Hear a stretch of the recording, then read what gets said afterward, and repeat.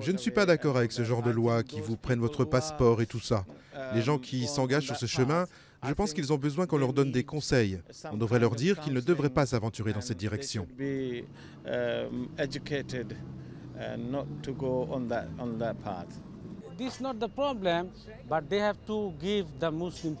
Ce n'est pas le problème. Ils doivent donner au peuple musulman.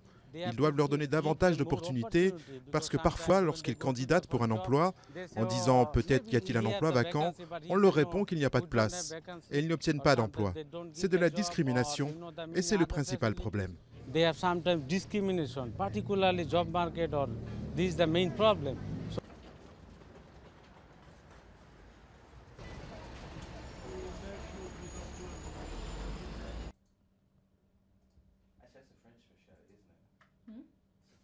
Les lois actuelles sont utilisées uniquement sur les musulmans. Cela vise seulement les musulmans.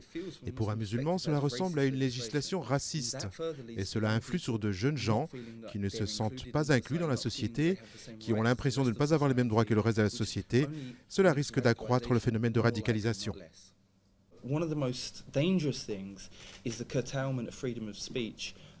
L'une des choses les plus dangereuses est la restriction de la liberté d'expression dans ce qu'ils appellent les groupes d'extrémistes et d'agitateurs auxquels ils font référence en parlant de bannir les orateurs. Tous ceux qu'ils veulent mettre à l'écart sont contre la violence, sont contre ISIS et l'ont même condamné.